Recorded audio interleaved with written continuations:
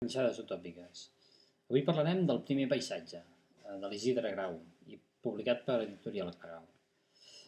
El primer paisatge és un recull de relats en què el narrador evoca records del seu poble de quan era petit. Parla dels paisatges i dels indrets, però també de les persones i de situacions i anècdotes recordats amb ulls de nen. En aquestes situacions hi notes la tendresa, la innocència, la curiositat de l'infant i en reviu les seves sensacions. L'autor aconsegueix fer-nos arribar a aquests records amb una claredat vital que va entrant de mica en mica en el cor d'aquell infant.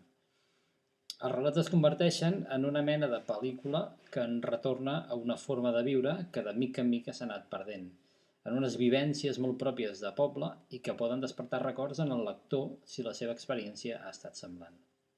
En tot cas, ens presenten un món molt concret que fuig de la nostàlgia enganxosa i ens presenta una vida rudimentària com el mateix narrador la defineix. També ens parla d'un món dels adults que intenta amagar dels ulls dels nens certs aspectes de la seva vida. I en canvi el nen, de manera innocent, els va descobrint de mica en mica.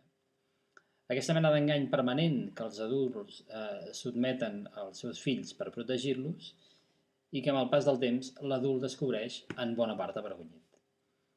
El que més destaca dels relats de l'Isidre Grau és la pulcritud de la seva escriptura, l'ús acurat de la descripció i el llenguatge precís que en fan uns textos de gran bellesa estètica.